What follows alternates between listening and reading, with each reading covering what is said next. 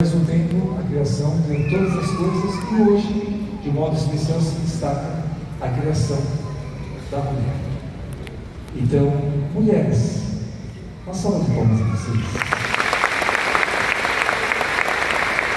E eu queria ver o Senhor mostrando, eu já tinha uma ideia com a leitura, então foi fortalecida, inclusive no Evangelho de hoje.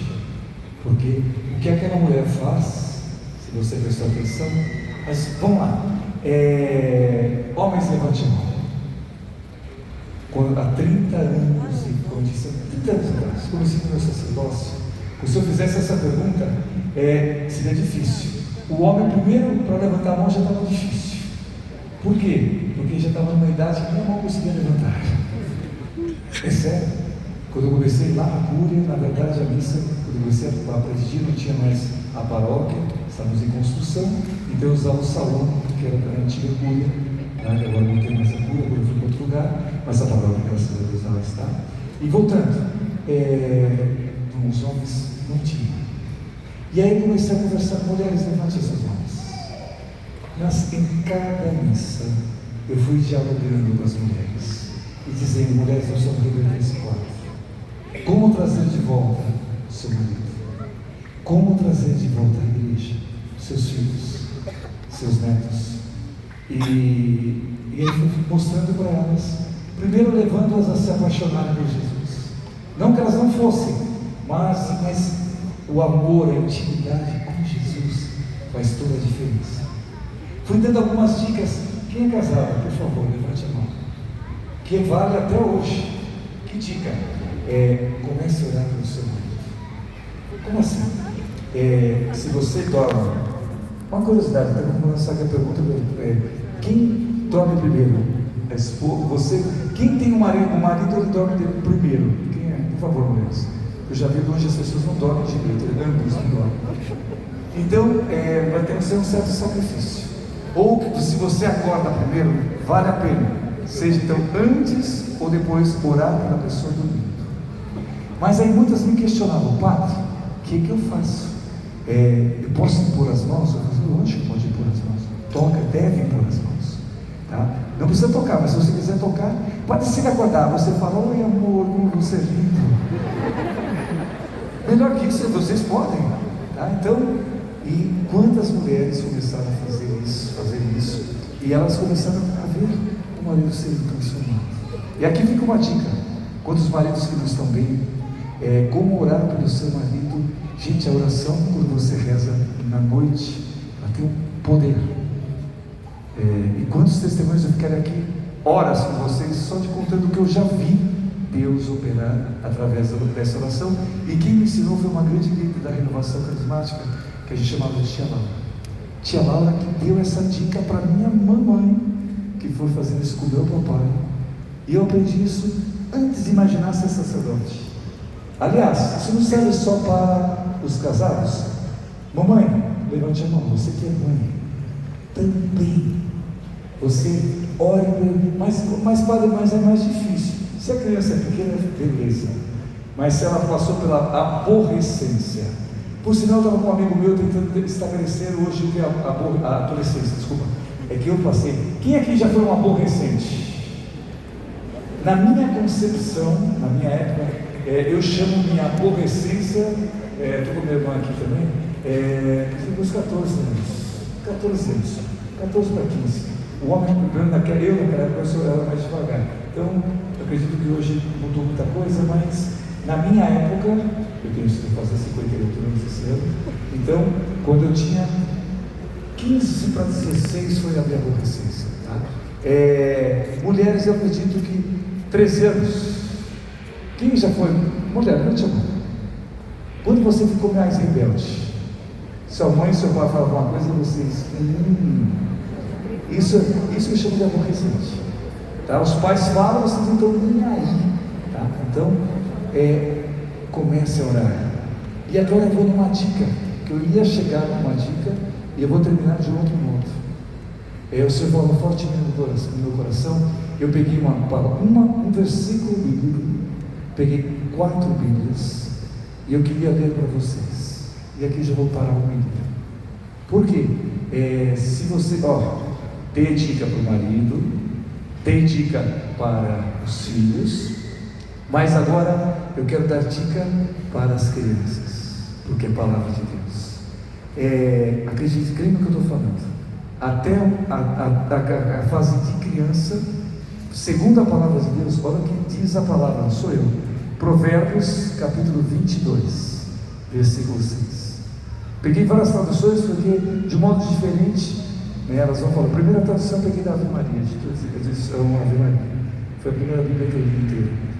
Provérbios 6 diz assim: ensine a criança o caminho que ela deve seguir, mesmo quando envelhecer, dele não há de se afastar. Depois, Provérbios também 22, mas essa aqui é a nova tradução na linguagem de hoje.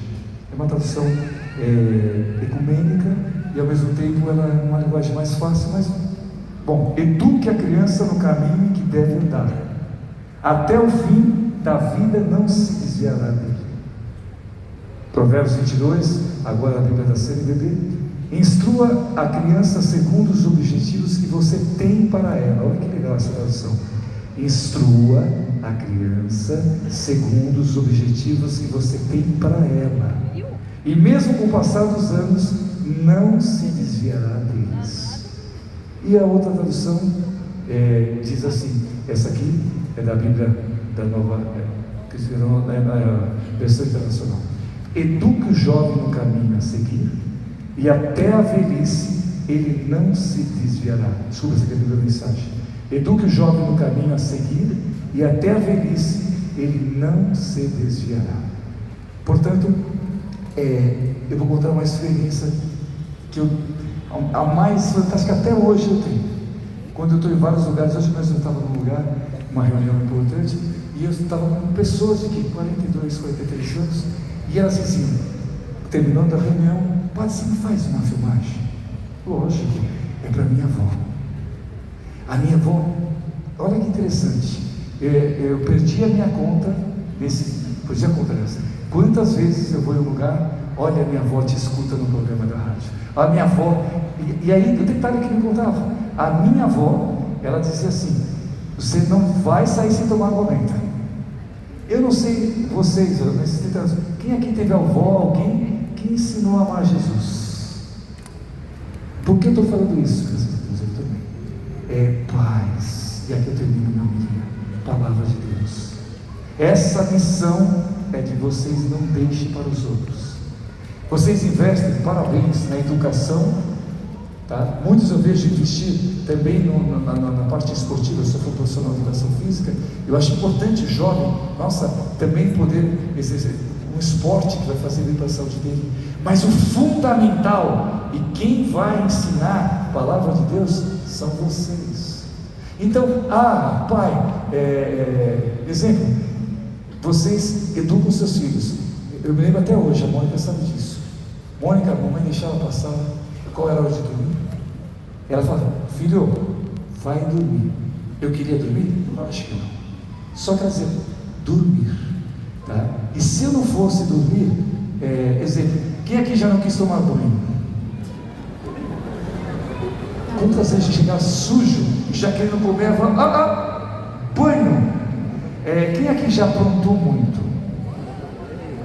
O seu Antônio Rossi tinha muito, tá? Meu pai, eu não brigava muito com ele, meu pai era, né? A Mônica nem tanto, mas eu sei o que eu passei. Eu amo meu pai, nunca deixei de amar por isso. Minha mãe, que eu me lembro, nunca me bateu. Mas eu confesso a vocês, nunca me bateu. Só que ela tinha um olhar 43. O que é 43? Imagina essa situação. Eu ia numa casa e criança, tá? Então, não sei se a Mônica estava nesse período, se ela passou por isso, mas eu passei. Eu sou mais velho, tá? E geralmente, bom, menos é mais, vou falar de mim. Eu aprontava. E quando minha mãe percebia que alguma coisa que eu fiz, ela já tinha me avisado: juízo, não faz isso, como ela fazia antes. Só que chegava lá na hora daquela coisa, você acabava não fazendo, e ela só usava essa frase: Marcelo, e me olhava, eu já sei, que eu ia ficar uma semana sem ver televisão. E o pior é isso. Quando era alguma coisa muito séria, minha mãe, mesmo sofrendo, ela me colocou limites. Ela falou assim, não, e realmente, exemplo, quem é das antigas, quem passou de, está rumo aos 60 anos, por favor. Vocês lembram daquele Speed Race? Lembra do Zorro? Então, naquela época tinha aí a coisa de japonês, né? Outra série, então eu gostava. E o que? Nossa, Jornada nas Estrelas, nem pensava, não. E aí ela ficava de castigo. Deixei de amar? Não. E agora, por fim, onde eu quero chegar? Ela me levava à missa. Ela me levava à missa, mesmo criança.